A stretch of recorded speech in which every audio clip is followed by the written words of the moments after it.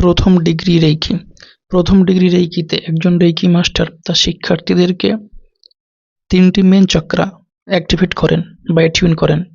প্রথমে অনাহত চক্রা বা হার্ট চক্রাকে অ্যাটিউন করেন, তারপরে বিশুদ্ধ চক্রা বা থ্রট চক্রা এবং আজ্ঞা চক্রা বা থার্ড আই।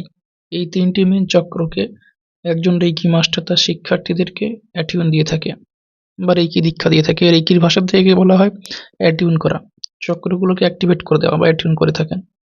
এটি প্রথম ডিগ্রি রেইকি ক্ষেত্রে দীক্ষা সম্পাদন করা হয় মেন 3টি চক্রাতে। রেইকি শেখার জন্য বয়সের কোনো বাধ্যবাধকতা নেই। এটি এত সরল যে 6 থেকে 7 বছরের শিশুরা থেকে শুরু করে বৃদ্ধ অবস্থা পর্যন্ত সকলেই রেইকি দীক্ষা নিতে পারেন। প্রথম ডিগ্রি রেইকি দীক্ষার কথা বলা হচ্ছে এখানে, এবং এই রেইকি দীক্ষা অনায়াসে তারা অনুশীলন করতে পারে এবং নিজেদের বডি চক্রা ক্লিন করতে পারে এবং শারীরিক ও মানসিকভাবে সুস্থ থাকতে পারেন। রেইকি দীক্ষার ক্ষেত্রে প্রথম ডিগ্রি রেইকি শেখার পর এখানে পূর্ণ সফলতা, অর্থাৎ আমাদের যে বডিতে 7 চক্রা আছে, মেন 7 চক্রা থাকে এবং আরো বিভিন্ন সূক্ষ্ম চক্র থাকে বা বিভিন্ন চক্র বিভিন্ন অর্গানে থাকে। এখানে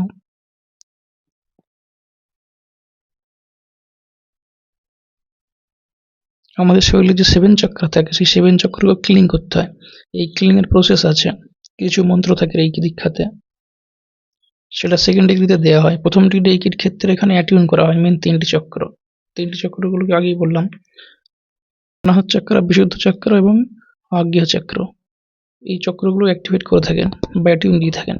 তারপরে আমাদের যেটা করণীয় সেটা হচ্ছে, মানে যারা শিক্ষার্থী আছেন রেইকির ক্ষেত্রে, প্রথম ডিগ্রি রেইকি শেখার পর রেইকি পূর্ণ সফলতা পেতে বডি ক্লিন করতে 7 চক্র ক্লিন করলে আমাদের বডি আস্তে আস্তে ক্লিন হতে থাকে। মাথা থেকে স্পাইনের শেষ পর্যন্ত 7 চক্র থাকে। এই চক্রের মধ্যে বিভিন্ন অর্গানে এনার্জি হয়। এটা আধ্যাত্মিক চক্র এবং আধ্যাত্মিক সূক্ষ্ম ক্ষেত্রে, মানে আমাদের সোল লেভেলে, আত্মার লেভেলে এই ক্লিনিংটা হতে থাকে।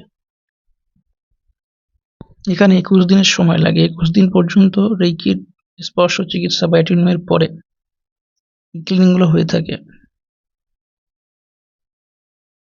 নিজের এবং অপরের ক্ষেত্রে